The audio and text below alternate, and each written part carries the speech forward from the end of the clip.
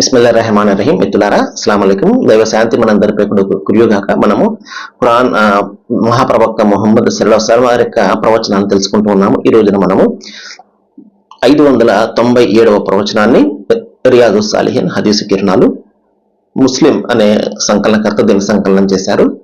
ప్రవక్త వారు ఏం చెప్పారు అంటే, చాలా అద్భుతమైనటువంటి మాటలు ప్రవక్త ముహమ్మద్ సల్లల్లాహు అలైహి వసల్లం మాటలన్నీ కూడా అద్భుతంగానే ఉంటాయండి.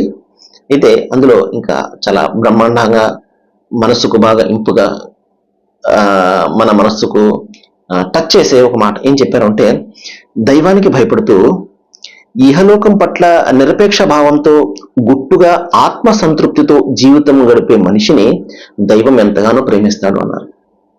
చూడండి, ప్రవక్త వారు ఏం చెప్పారు, దైవానికి భయపడుతూ జీవితం గడుపుతూ ఉంటాడు. సృష్టి ప్రభు ఒకడు నన్ను అనుక్షణం కూడా గమనిస్తున్నాడు, నా కర్మలన్నీ కూడా నమోదు చేస్తున్నాడు. ఒకరోజు ఆయన ముందు నిలబడాలి, సమాధానం చెప్పుకోవాలి, చేసిన కర్మలన్నిటికీ కూడా నేను సంజాయిషి ఇచ్చుకోవాలి అన్న భీతితోటి, అన్న భయంతో ఈ పని చెయ్యమని ఆయన ఆజ్ఞాపించాడు, ఇది వద్దని ఆయన నిషేధించాడు అని తెలుసుకుంటూ జీవితాన్ని గడుపుతూ ఉంటాడు. ఏమండి, అలాగే నిరపేక్ష భావంతో ఉంటాడు. ఏది ఆపేక్షత ఉండదు. ఏదైతే దైవం ఇచ్చాడో అందులో సంతృప్తి ఉంటుంది. ఫిర్యాదు చేయడము, నాకు అది ఇవ్వలేదేంటి, ఇది ఇవ్వలేదేంటి అన్న ఫిర్యాదు ఉండదు. ఉన్న దాంట్లో చాలా సంతృప్తిగా, ఆత్మ సంతృప్తిగా అతను జీవితం గడుపుతూ చాలా గుట్టుగా ఉంటాడు. ప్రజలకు తెలియదు అతని యొక్క విషయం ఏమిటో. ప్రజలందరూ బాగానే ఉన్నాడు కదా అని చెప్పేసి అనుకుంటూ ఉంటారు. అని చాలా అవసరతలో ఉంటాడు. ఎంత అవసరత ఉన్నప్పటికీ కూడా ప్రజల ముందు చేయి చాచడు. చాలా ఆత్మాభిమానంతో, గుట్టుగా, నిరపేక్ష భావంతో జీవితం గడుపుతూ ఉంటాడు.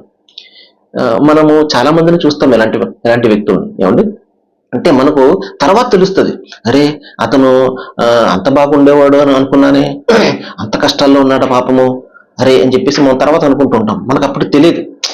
బాహ్యాన్ని చూసిన తర్వాత మనకు అనుమానం రాదు, బాగానే ఉన్నాడు, సుఖంగా ఉన్నాడు, సౌఖ్యంగా ఉన్నాడు, ఏ కష్టాలు ఇతనికి లేవు, చాలా హ్యాపీగా ఉన్నాడు అని చెప్పేసి అనిపిస్తూ ఉంటాం మనకు బాహ్యంగా. ఎందుకంటే మనము బాహ్యాన్ని చూస్తాం కానీ అంతర్యాన్ని, మనము అతని యొక్క లోపలి జీవితాన్ని మనకు తెలియదు కదా. సరే, అతనికి బాగా దగ్గరైనటువంటి వాళ్ళకు సమాచారం తెలిసేమో కానీ బంధుమిత్రులు వాళ్ళకి, సహజంగా బయట వాళ్ళకి తెలియదు. కానీ చాలా అవసరతల్లో ఉంటాడు, తను చాలా కష్టాల్లో ఉంటాడు. కానీ ఎవ్వరి ముందు కూడా నాకు ఇది సహాయం చేయండి అని చెప్పేసి అడగడు. సంతృప్తిగా జీవితం గడుపుతూ ఉంటాడు. అనవసరమైనటువంటి కోరికలు పెట్టుకోడు. నిరపేక్ష భావం, నాకు ఏది కూడా ఆపేక్షత ఉండదు అన్న విధంగా జీవితం గడిపినప్పుడు దైవం అటువంటి గుట్టుగా జీవితం గడిపే వ్యక్తిని దైవం ఎంతగానో ప్రేమిస్తాడు అని చెప్పేసి ప్రవక్త ముహమ్మద్ సల్లల్లాహు అలైహి వసల్లం వారు శుభవార్తనివ్వడం జరిగింది.